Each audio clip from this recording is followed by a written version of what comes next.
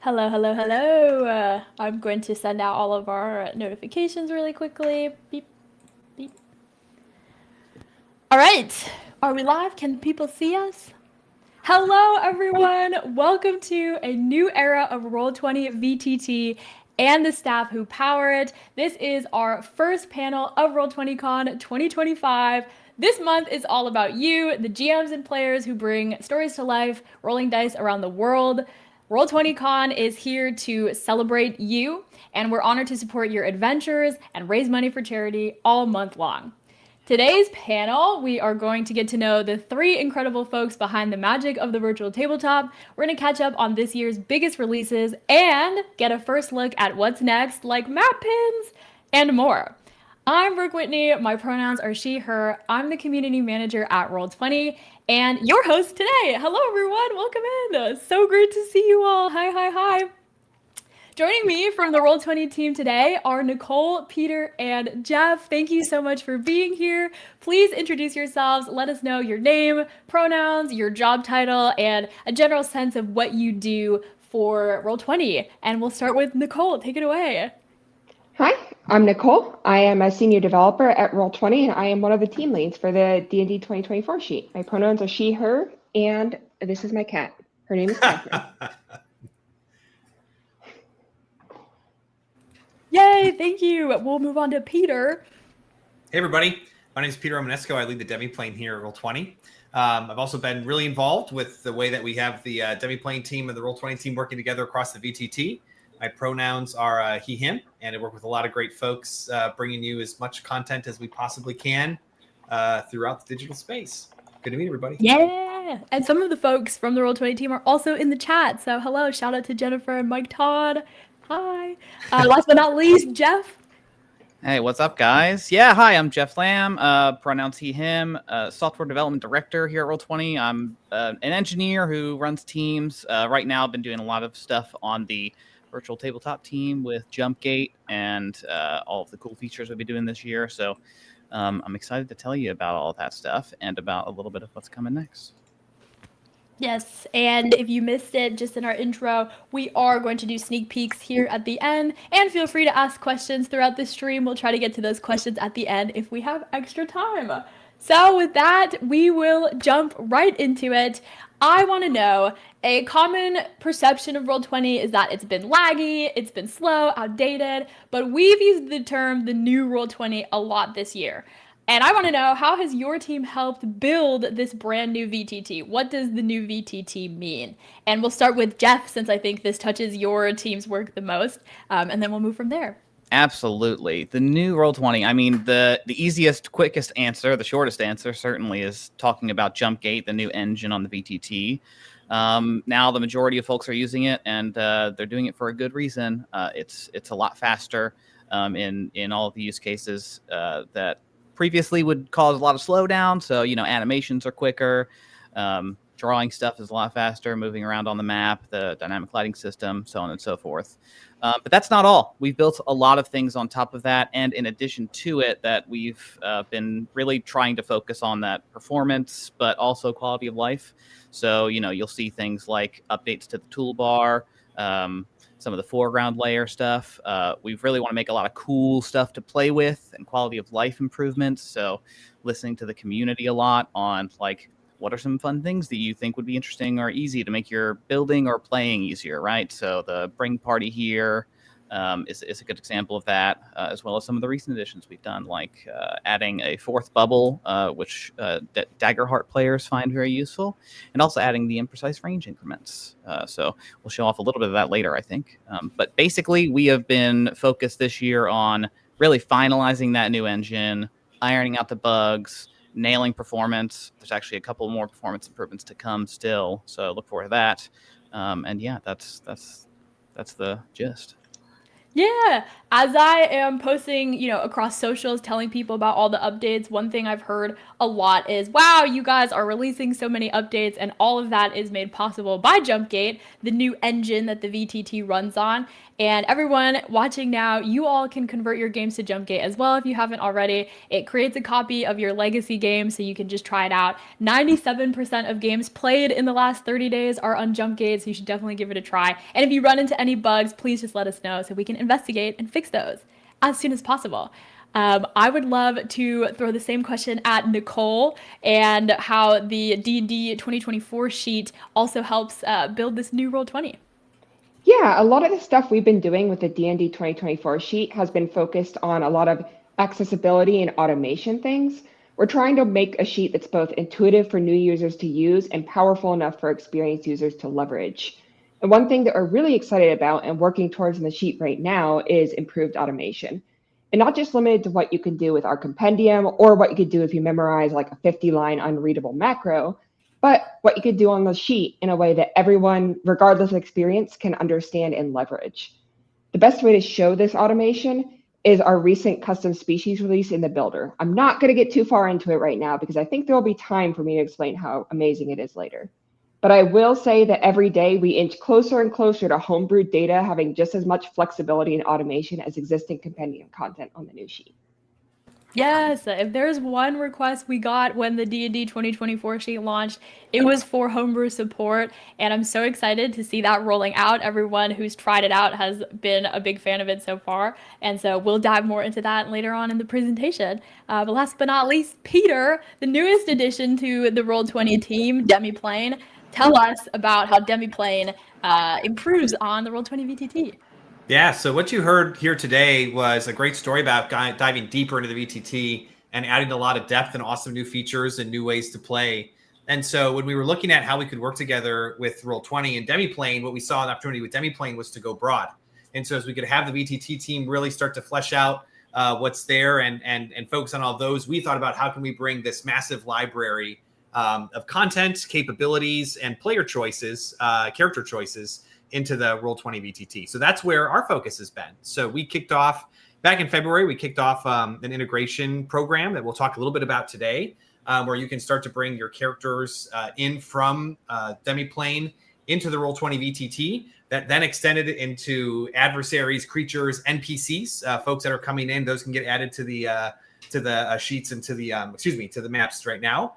And now it's about, where do we want to go next and see what people are interested with. So we just launched our Pathfinder creatures yesterday. So that's a brand new thing that we hit. And now every time we have a new release of NPCs on Demiplane for all of our users on Pathfinder Nexus, those same NPCs and all of the same character choices will flow through and be available on the VTT at the same time.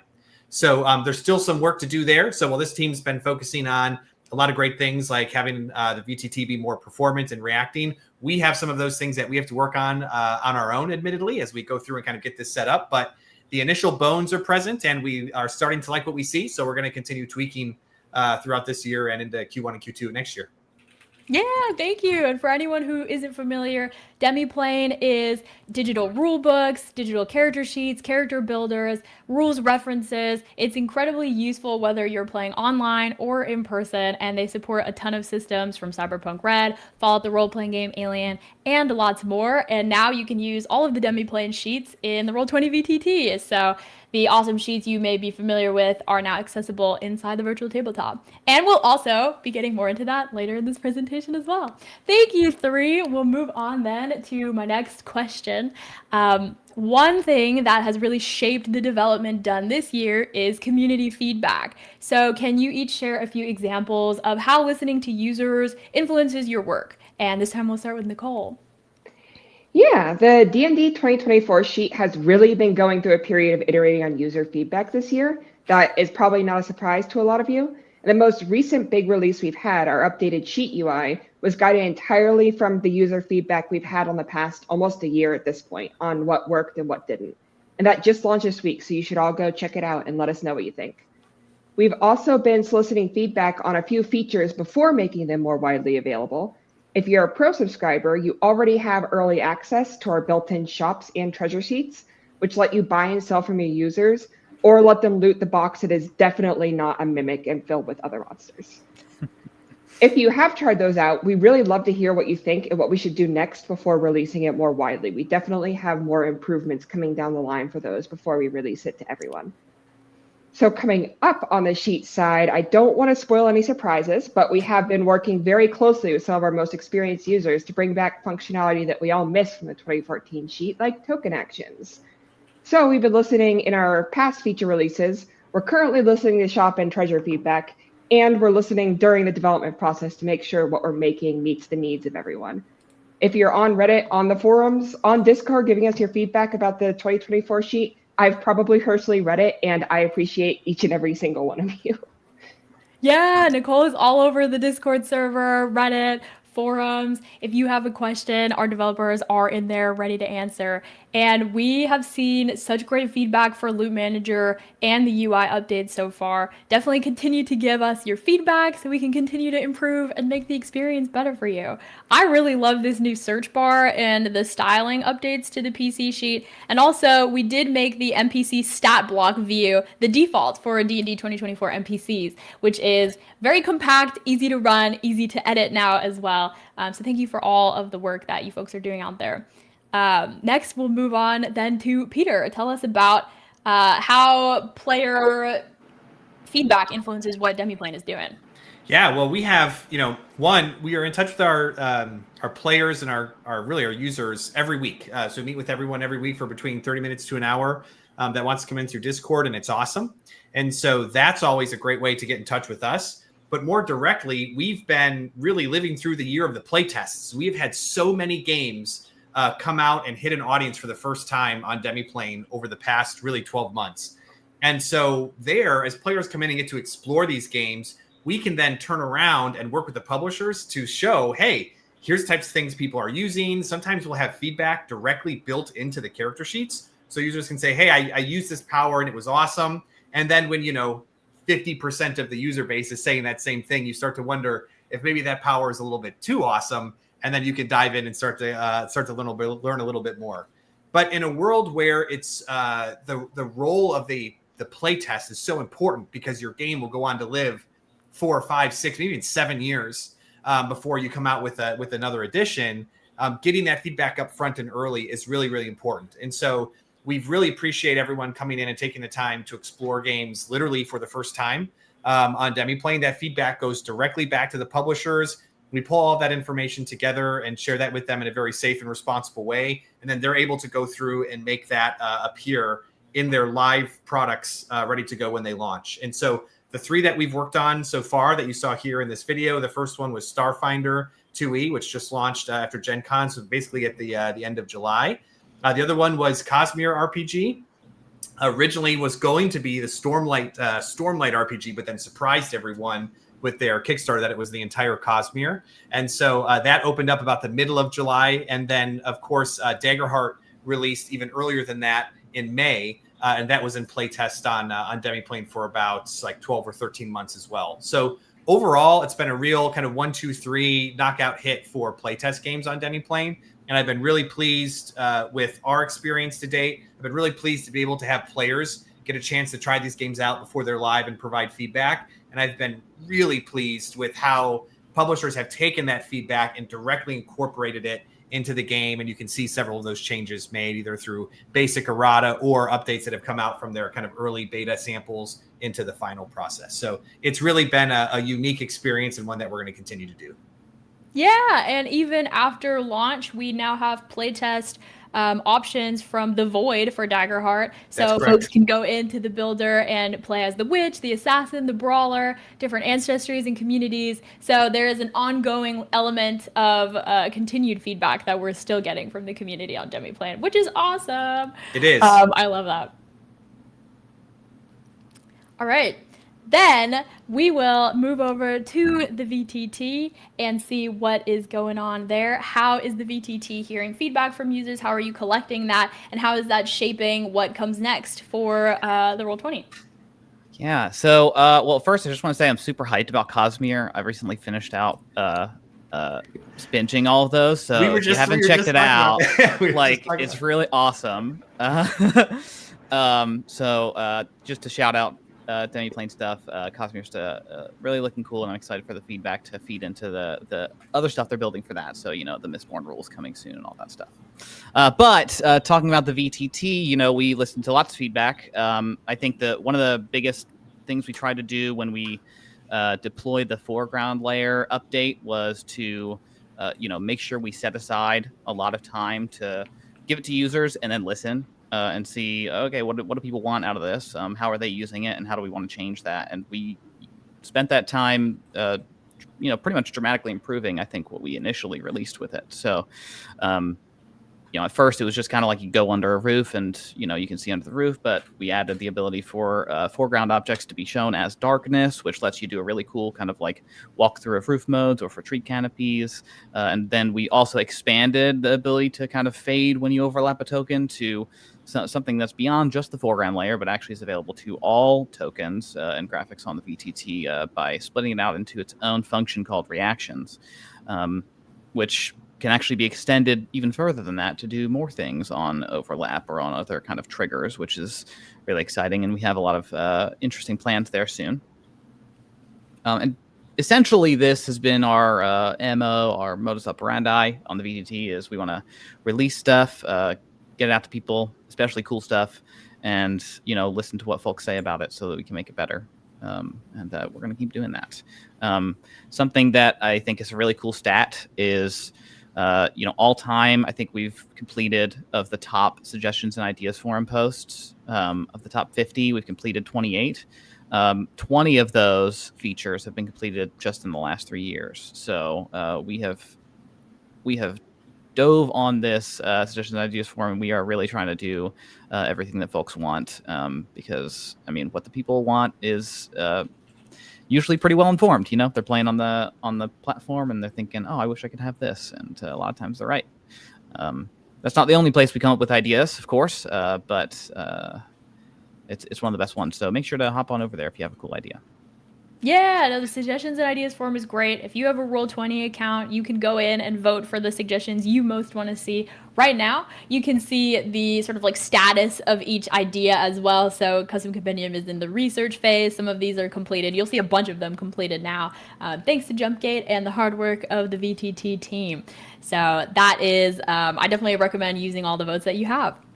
We do have a couple questions in the chat that I want to cover before we move on to the next one. But first, I want to say there's so much excitement in the chat. People are saying that animations run so much smoother on Jumpgate. People are saying the loot manager is awesome. The foreground layer has been great. And I love to see this excited feedback from our users because it makes all of the hard work put in worth doing. So thank you all. A question for Peter, perhaps. Daggerheart lives on homebrew content. When will we get support for that?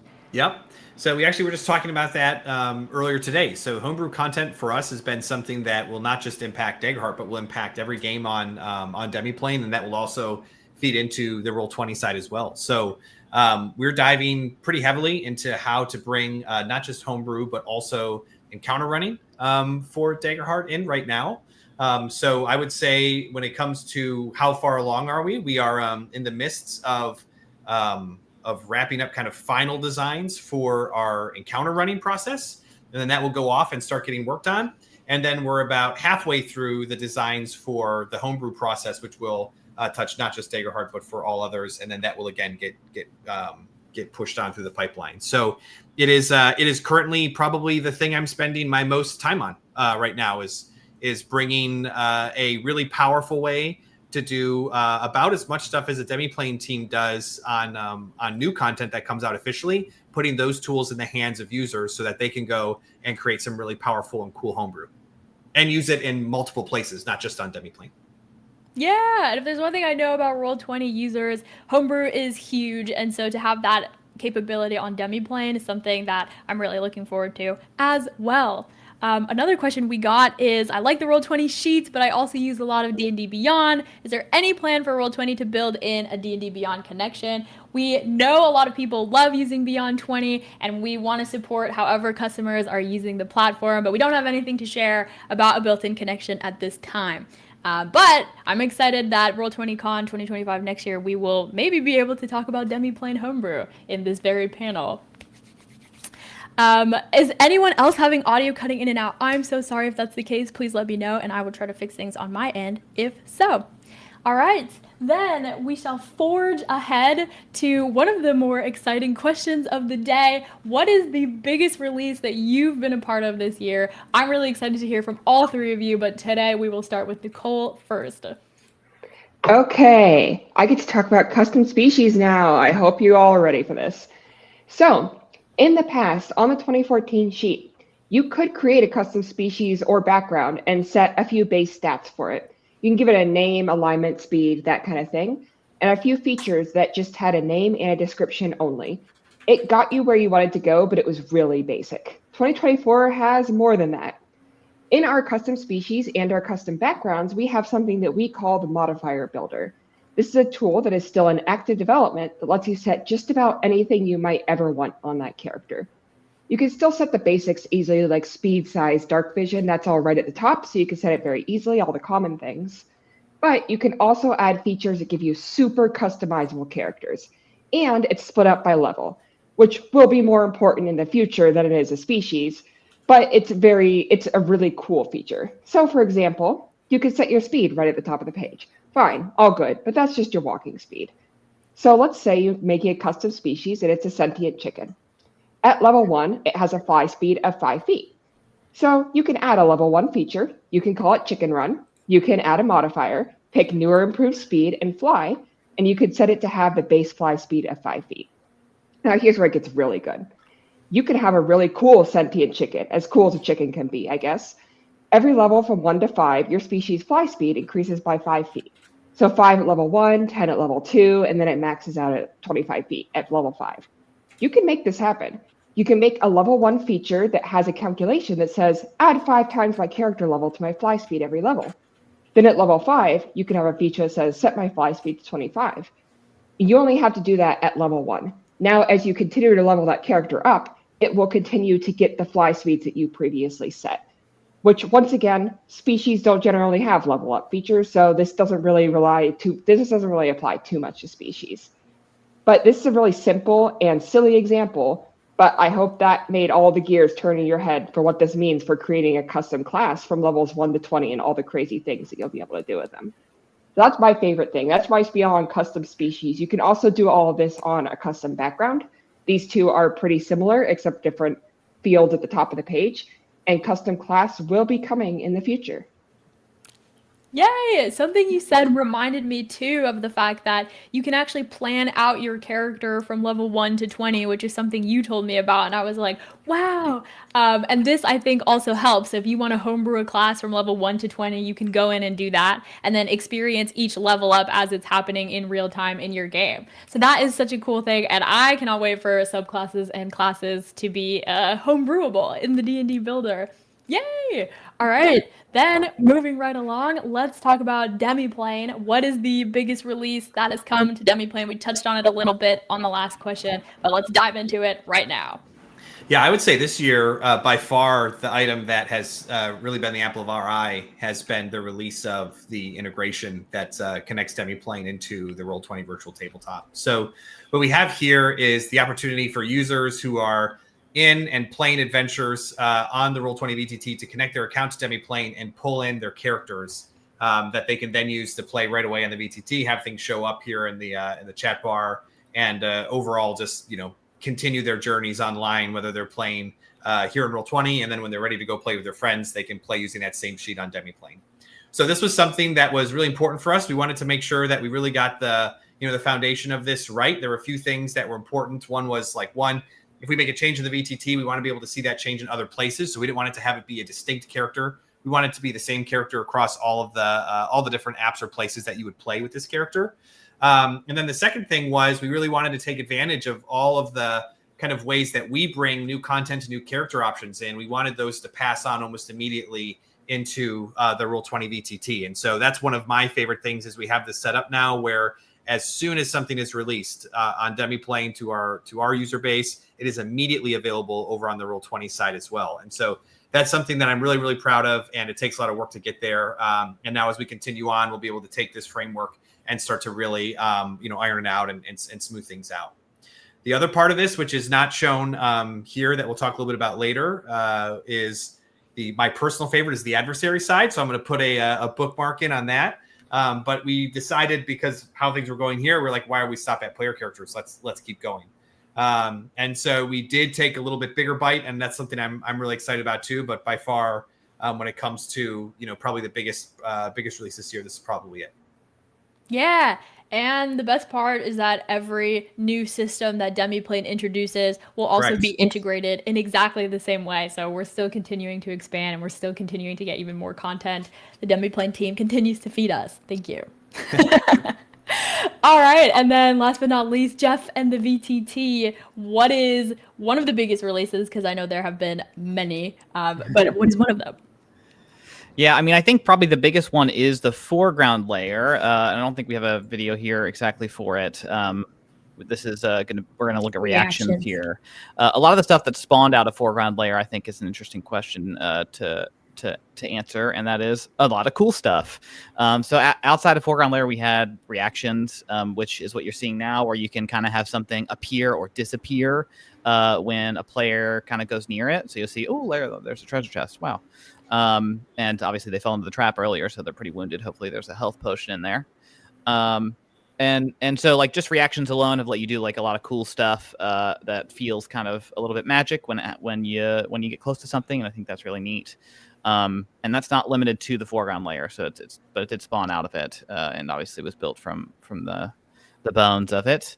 The other cool thing that we've been doing, or I think to say that we've done one big release is I think a little unfair. Like, we've just done so many quality of life things. So one good example on, I think, the next video is just the ability to super fast right click a group of tokens, give them vision, bam. I think like previously you'd have to go into each token, double click, go to the dynamic lighting tab and press vision. Now you could just like select one or multiple and boom, they have vision. That is I mean, it's changed how I use the VTT. It's a lot faster. There's a lot of other cool stuff like that that we've built, like the Bring Party Here feature, where you can select a group of tokens, say, hey, this is the party, and then you can right-click on any map anywhere and place them there, and moves us to the player banner there. They all assemble. It's sick. It's really awesome. We also have the raise hand feature, which is just a little like thing you can press. I don't know if you use like Google Meet, or I think Zoom has this, where it's just like a raise hand thing. We've added that. That's in there in the VTT, just gonna get attention. So yeah, just a lot of little quality of life stuff, and we have a lot more of those coming down the pipeline. So look forward to those. Yay, yeah. And enumeration tokens. I mean, the list goes on as far as quality of life improvements, and there's just more to come before the end of 2025. So keep an eye out on the blog, on our socials, everywhere, so you stay up to date on all of the ways that now Roll20 is so much easier to use. We had a great question earlier, which was for the custom homebrew in the D&D builder. The question was, do you have to set that custom every time, or is it a lingering feature? And I'll turn this over to Nicole to answer that. Yeah, the way you would do that is you can build a character. This is something that I feel like a lot of people don't know, but you can build a character and only build part of it. You don't even have to give it a level. And you can just click review character and build. And then that character exists, and you can copy it. And when you click level up, you can go back into the builder and set all the other things you want. So the way you would do that is you would set your custom species on a character, and then you can just duplicate that character. We don't have a way right now to be storing that in something that one might say is a compendium that has custom data. But we do have the ability to duplicate these characters, and you can build it with just a species without any background or class or any other features. And then when they click level up, they can add whatever they would like to that. Yeah. Yeah, the ability to duplicate and then transfer ownership of the sheet. And then you can also use your characters from the VTT in Roll20 characters and take those on the go. There's a lot of different ways to use one sheet in multiple different ways. We have another question Will the loot manager be on any other sheet formats or only on the 5e 2024 version? Yeah, this was built specifically for D&D 24, and it is built into the sheet. So we don't currently have any plans to be introducing it to other character sheets, but it's a really cool feature that's very integrated with the 24 sheet. If you are using a 2014 sheet and a 24 sheet in the same game, then you can use the 2014 sheets for everything else and then just have a 2024 loot manager. So you could use it on other D&D games. Yeah, and the cool thing about the new sheet infrastructure, which is Beacon, is that it enables these sort of more complex features that the 2014 sheet unfortunately cannot, just because it is old, but it served us well for all these years. And what Nicole said is really, you can do that in VTT settings under character sheet options. You can enable both the 2024 and 2014 sheets. Use the loot manager alongside your existing 2014 sheets, and you don't have to change anything else about your game. So it's all right there for you. And then one last question for Jeff. For the new layer, will we be getting a way to edit interaction variables for the tokens we put on that layer? Specific character or monster stepping on, triggering different stuff. Oh yeah, that's an interesting idea. I think we don't have any immediate plans to like add the ability for you to have specific types of targets that trigger a reaction, but that's definitely like one of the possibilities we've been considering. I think right now we're gonna probably add a few more reactions just with the basic step over functionality at first. But I definitely think that, yes, we will. I believe we will build something like that. But if you want to help shape how we do it, go to the suggestions and ideas forum and give us your best thoughts. Because yeah, that's well within possibility. Very excited stuff.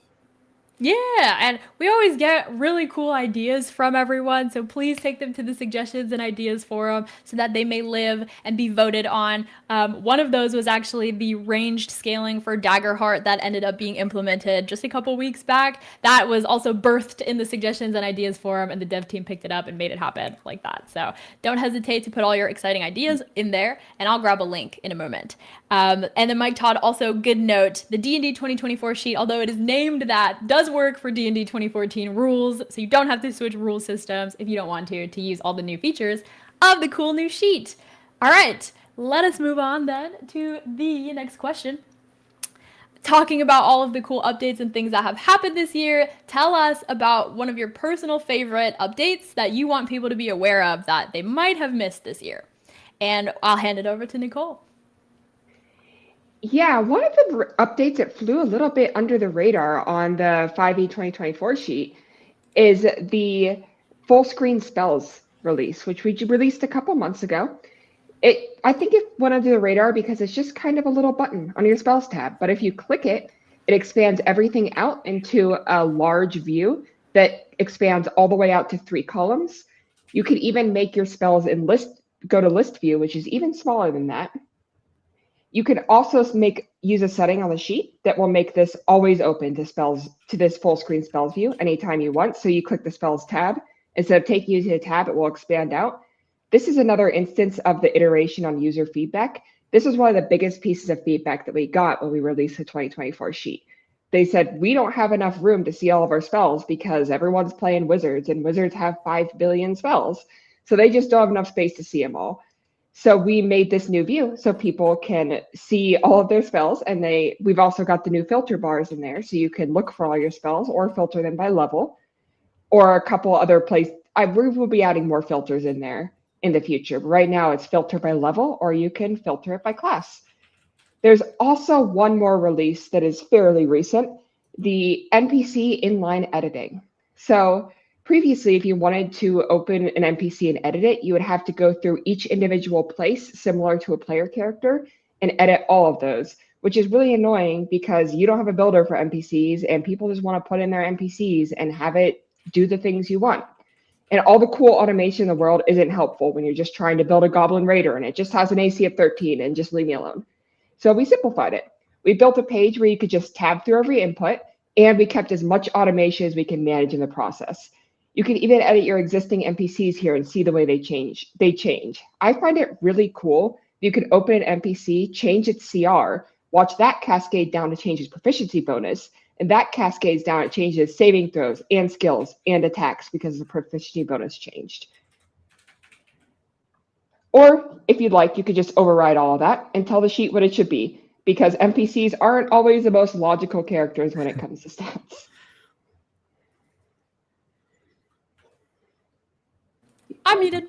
I love all of the automation of that math because as someone who likes to homebrew but doesn't like to do math so much, it's great that it will just take that into account if I type in CR, what everything else should be.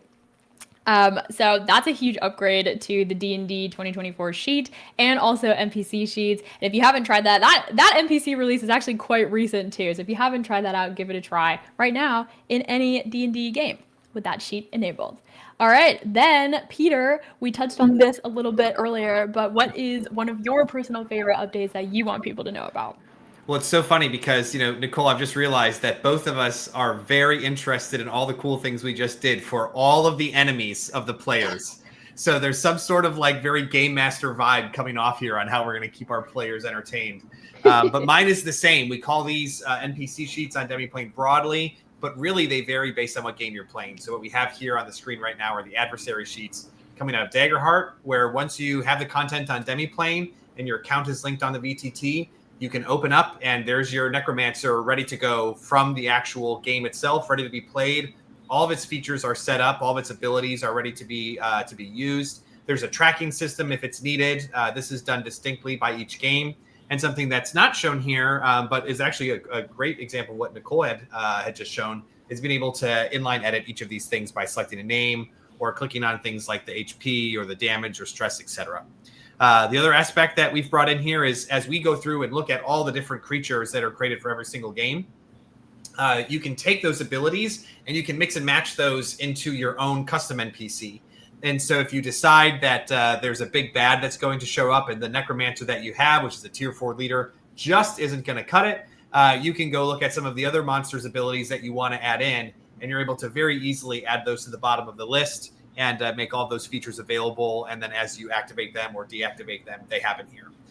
This also for Daggerheart is fun because it extends to their environments. So if you have an environment that's like, hey, we're going to play in a forgotten graveyard or something like this.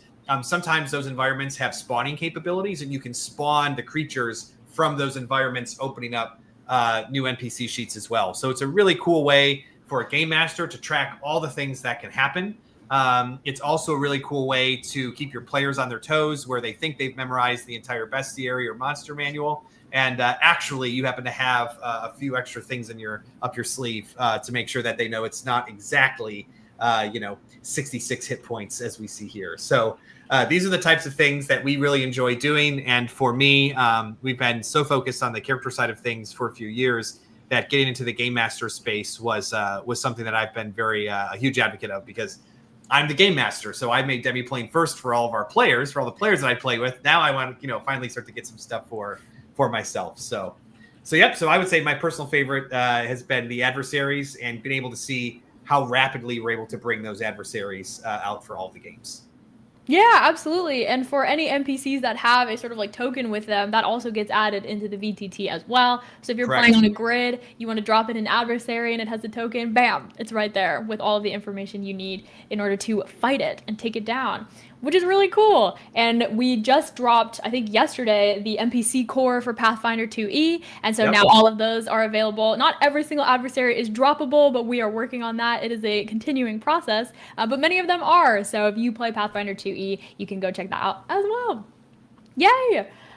Really, really excited to see all the new GM tools that are going to be coming to Demiplane. And I mentioned map pins earlier, but we will be talking about a very cool feature coming to Demiplane at the end of this presentation as well, which I'm so excited about, which is campaigns. Keep it a secret for now. But before that, we'll move to Jeff's favorite features that have come out this year that maybe someone may not know about. Yeah, I mean, we've talked a lot about all the flashy stuff we built on VTT, but there's something we haven't mentioned, which was earlier in the year that I think is really, really cool, which is the Dungeon Scrawl connection. It's super easy to access Dungeon Scrawl from the VTT now and just scroll a map. You can see like this footage is really not sped up. You can do it really fast. Once you get a little bit familiar with the tools, you just swap some tools, build some boxes, boom, you have a dungeon. There's some stairs, and the coolest part is, bam, it's in Roll20 just like that. I mean, how do you beat that? It's just like, if you're playing in person, you realize, oh, the players decided to just like leave the town that I prepared and go into this, lich tomb. It's like, well, what am I going to do? I don't have the lich tomb ready. I got to draw it on the grid. So this is exactly what you need for that kind of situation. And it's honestly so quick and fast. Just pop it up. You have a map. Check it out if you haven't already. Dungeon Scroll's really cool. As far as other favorite stuff, my favorite may be coming, not yet out, but coming soon. So maybe we'll talk about it in a little bit. Yes, and someone from the chat said Dungeon Scroll integration is amazing. I love it. I love to hear that. It is really, really neat. And of course, there are drawing tools in Roll20, but I am not gifted enough to make a masterpiece of those tools. So I like Dungeon Scroll for that purpose. All right. Well, speaking of personal favorites that may be coming soon, let's talk about the thing that everyone is here for, these sneak peeks coming soon. We will start off with Nicole in the D&D 2024-2014 realm. Okay, so I talked a little, maybe a lot, about custom species and adding new features on Level Up. When I was going on about the sentient chicken, you might have been thinking to yourself, Self, that makes no sense. Not the chicken part, that's fine. But species don't really get Level Up features. That's a class thing. And you're right. Species is a stand-in today because we've been working our way up to the big kahuna, classes. So it's first backgrounds, then species, and coming up is classes and subclasses. I'm really excited to see people making super automated compendium-ready classes for their players or themselves using that modifier builder. I personally know someone who made a whole wild shape just by equipping an item with the 2024 rules by adding modifiers underneath that item, which is amazing. They added new attacks. They added different modifications for some of the ability scores. They modified the HP. It was crazy. And this just in, I've been authorized to spoil token actions a little bit. So you might have seen the sheet's shiny new roadmap. We've got a screenshot of it here. At the very top of that next column, we've got macro and token action support. That's a lot of ground to cover in one tiny little card. Some of that is being done right now. I can tell you I personally was working on a new chat-based role template earlier today, and we'll be working on more of those starting next week, and they'll be released very soon. But token actions are a little different. So this is something we've been trying to get right for a while with the 2024 sheet, and we have been making a lot of progress on this front. For those that aren't even aware what a token action is, it's a button that's linked directly to your character's token that lets you make rolls without ever having to open the sheet. So for example, you're a warlock. All you ever do is eat hot chip and Eldritch Blast. So you're able to set up your single click button that casts your Eldritch Blast without ever having to look for it. And you can just live the true warlock experience. Token action support is one of the most requested features for the 2024 sheet. So like I mentioned in an earlier answer, we've been working really closely with community members and experienced token action users to make sure that we get this one exactly right. I can't give any concrete dates right now, but I will say that I'm hoping to be able to give this to some of you very soon. Okay, one more thing, and then I swear I'm done with our sneak peeks. PC editing. So we recently released NPC inline editing, so you can build a whole NPC on one page, tabbing through all the inputs. This was a stepping stone to another highly requested feature, inline PC editing. We have a lot of really complex and powerful things you can set while editing an attack, an item, or an effect. But sometimes you just want to type in, it's a dagger, it uses my dex, leave me alone, and have it work. So we're making that happen with inline editing on the PC sheet. We won't be taking away any of the more complex and powerful options that you might need a little more room to fill in. But we are going to make the simplest ones easy to access so you can build attacks and change your ability scores and edit your HP quickly. So no more modals sending you max HP if you don't want to use a builder. And we're also speccing this out in a way that won't break your automation. For example, you can click into your AC, change it to 16, then equip a shield and watch it bump up to 18. Or you could set your base strength score by just typing in the field, and then when your DM finally grants you that belt of hill giant strength that you've been begging for months, it will still work as intended and update your strength, even though you typed in the field that you have a strength of 12.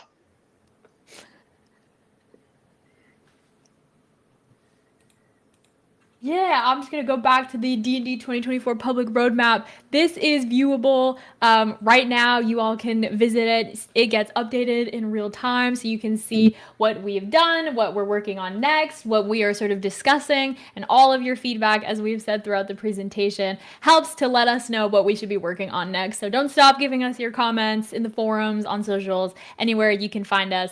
We love listening to you, and we love fulfilling your dreams on Roll20. I'm really excited about token actions and for PC sheet editing. That is very great. Then we will throw it over to Peter, who gave me a very awesome and very exciting video yesterday for me to put in this presentation. Tell me all about it, Peter. Yeah, well, what we're going to be talking about today is a brand new feature. I think it's the first time the world has seen anything about this, called campaigns.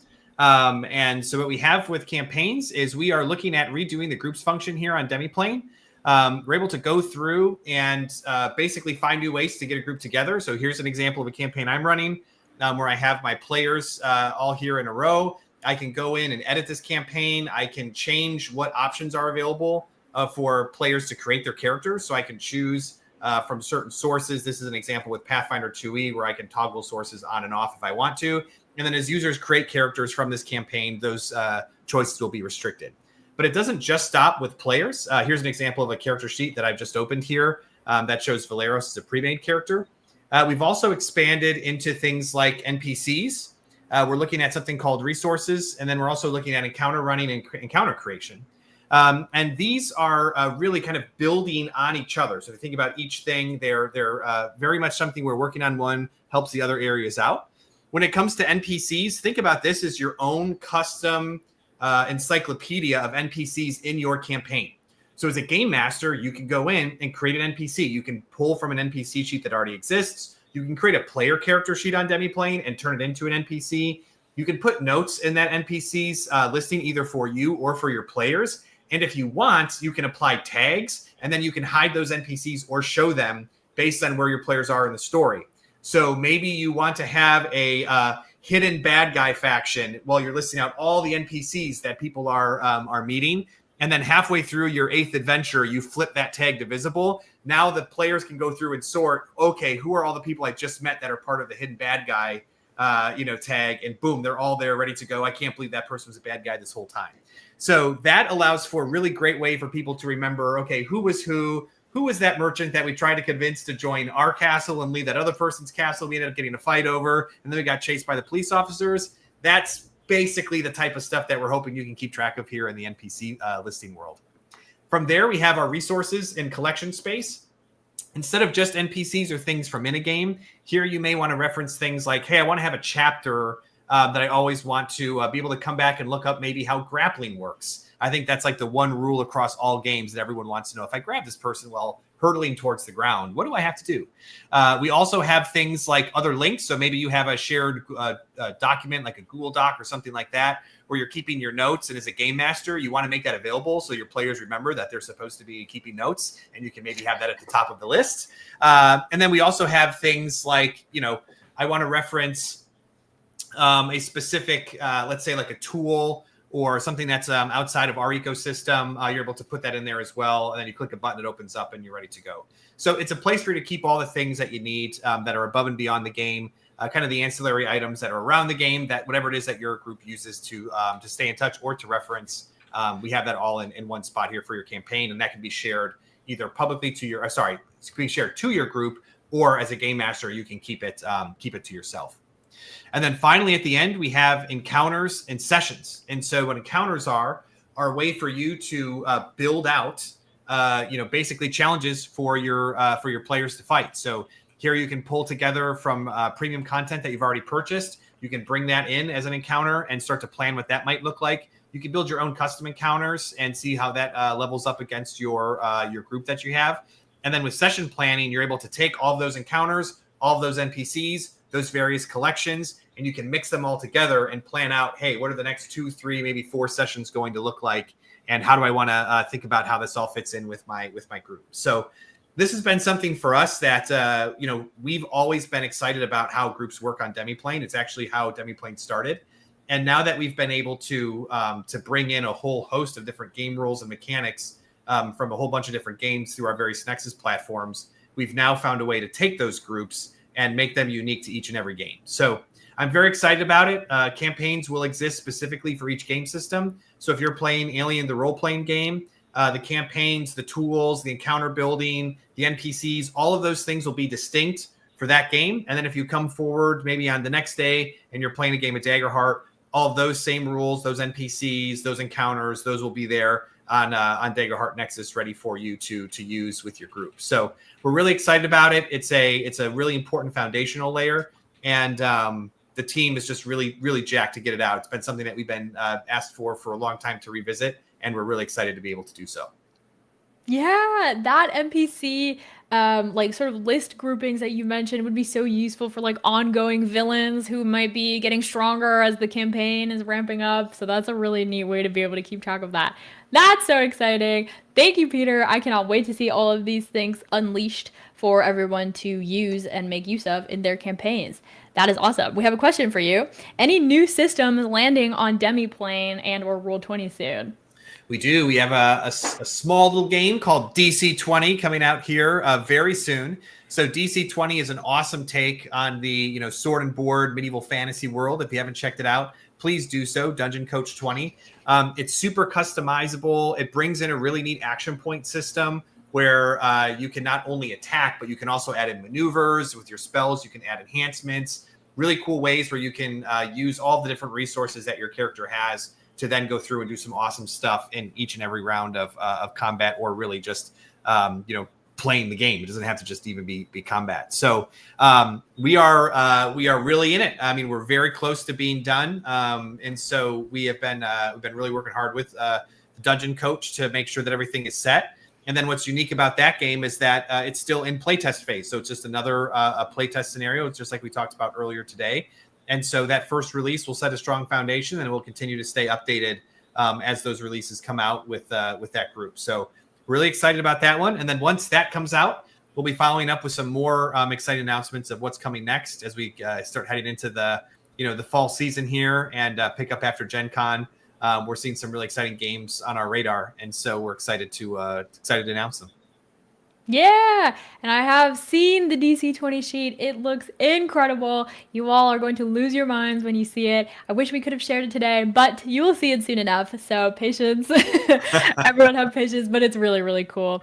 And someone had a question about campaigns. The checkbox where you could sort of turn off what content is accessible. It says, will this block options from other adventures, or will it block them from reading the adventure also?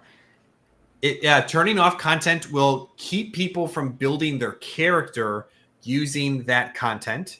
It will not block them from reading the content. We had talked about it. The reason why is because if I own Monster Core and Jeff owns Monster Core and I'm the game master and Jeff is in maybe 3 or 4 other games, we did not want me to have the ability to turn Jeff's ability to read the Monster Core off, because Jeff might be the game master for those games and he may actually need to use Monster Core. So we did consider that option, but the way that it plays out, we felt like it was better to err on the side of making sure people had access to the content that is that's accessible to them. So that was ultimately the decision why. So we've limited it to character creation for in a campaign. So a user will still be able to build a character outside of the campaign and maybe bring it in. But as a game master, if you use this setting, you'll want to tell your players to create their characters from your specific campaign. Thank you very much. All right. With the last bit of time we have a real chunk, a real meaty feature to talk about that I cannot wait for you all to see. Jeff, please tell us about map pins. Oh, I'm delighted to do that, and I absolutely will do that. So I've recorded 3 long videos about this, so bear with me as I take you on a journey about this. So this has kind of been a long time coming. This was like a hackathon thing a long time ago that we did the first bit of. But think about how when you're in a campaign, when you're running a campaign as a GM, you have to open up, the big handout that has all the locations. In this case, we're in Agents of Edgewatch, a Pathfinder adventure. It's Panic at the Zoo. And you have to go around, move up. Oh, B8. Oh, we found B8. Okay, scroll down. You got to keep this handout open to know what we're doing. Oh, the player goes over to B15. Hold on, let me scroll down and find B15. Well, I'm here to tell you there's a better way. And the better way is map pins. This isn't the only thing they can do, but this is definitely one of the most illustrative. And this is what they look like, at least for now. Everything, all the designs are early, but definitely looking pretty nice so far. Shows you a little preview, but you can also double click and pop open the handout, and it'll go right to that section in the handout. So, Aslan here was at the greengrocer. Now he's going to B3, which looks like a smithy. Double click the pin as the GM, instantly can see what's going on. We can read that text and know what's happening. So that's just one of the many uses of map pins. One of the most obvious ones for me was, let's just pull up the stuff in the room where you're at, right? It's easy also to add map pins. We want to make sure it's pretty simple. Whenever there's some headers in a handout, we're going to have these little icons. Again, these are a little bit early designs, but you can just drag those. Oops, that was the Rust Monster one. Let's delete that. We're going to find the B14. Boom, easy. And there it is. It's on the map. And you can see it works. It shows a little preview of the content at that section. And again, we can close this thing and double click it and say, oh, I want to get B14. Boom, there it is. So I think this is super cool. I think it looks pretty nice. Still a little bit of work in progress, obviously, but there's a lot here that you can do. And so that's a good example of how you'd use it for navigating a map. There's other cool uses for this too. So for example, let's say our intrepid adventurer Aslan is headed over to B11. This is I think the shopkeeper's place, or like the zookeeper's office. So we'll switch to the player view. He doesn't see the map pins, right? Because they're hidden. As you may have noticed, they're kind of dotted lines on the GM view.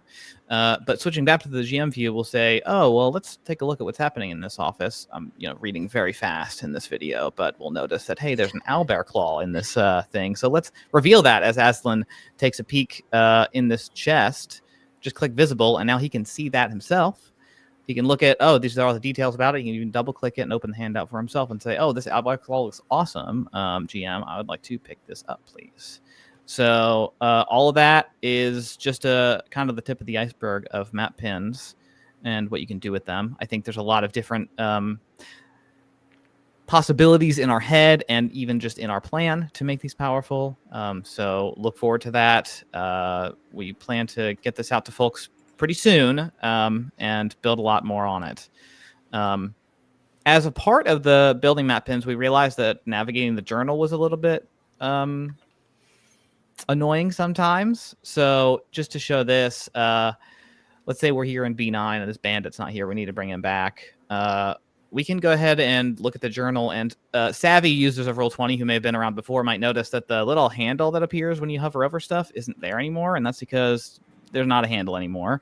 Now you can drag from anywhere on the name or from the graphic to the left of it, and you can move it around, or you can decide, actually, I want to put it out on the map, and there it is.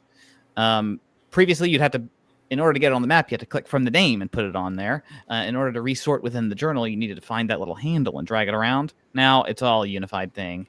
And that's not exclusive to characters, by the way. You can also move around handouts, and you may have noticed earlier that it was from a handout header, but you can also just drag from the journal and it'll make a map pin right to that handout. So bam, there you go. Really easy stuff. We've noticed that this healing potion, you can see in the GM notes if you're squinting with the blurry screen share, is in B12 Veterinarian's Wagon, so I decided to put it over there. But yeah, I think really just makes this whole experience of like setting up your map so you know what's going on so much easier, and I'm really excited for people to get their hands on it. Wait, dragging from a handout to make a map pin is crazy. That's a game changer, like actually. Yeah, that is easy. so exciting. Oh my gosh. Yeah, and then I think we have one. Oh yeah, this was just even more B-roll. So you all can enjoy how amazing this looks. This is so cool. So this is me playing around with it a little bit. I think there's a lot of different possibilities that we have thought about with this.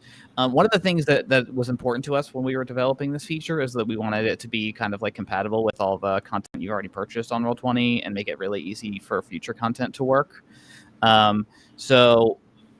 I think someone actually asked a question just now about existing content. It won't automatically right away have map pins in it, but we've made it so that it'll be very easy for you to drag those out yourself. On the other hand, that's also very easy for our conversion team to go ahead and issue patches for some of those. So you could definitely expect some of that to be updated for sure. I definitely have no timelines on that.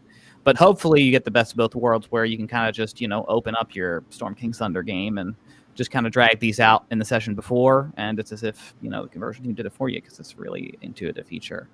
That said, everything going forward past the map pins launch, you can expect probably map pins to be present on some of that stuff.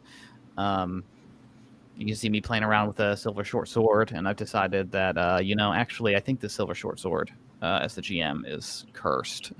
So I'm going to add this to the GM notes in the handout. He's permanently frightened too if you pick this thing up. Save changes, and you see that updates in the map pin there in the GM section. But Aslan, in his player view, he has no idea, so he's about to be bamboozled. So yeah, a lot of that stuff is really cool. We think that we're gonna do a similar kind of rollout to Foreground. You'll see us release this feature to folks with similar functionality to what you're seeing here. And we're going to look to folks for feedback to say, like, what are the coolest things that you want us to build out of it. We'll also tell you a little bit about what our plans are so you can agree with them or disagree with them. See here, there's like a little hazard. And so this also makes it easier for you to pop out those hazards as long as they're a little like H4, which most of them are.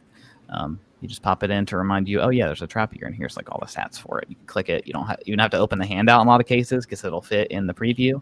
And that's something we're tweaking and tuning, obviously. But yeah, really cool stuff. So, Yay! Yeah, no, thank you for sharing this incredible footage. Everyone in the chat is so excited about it.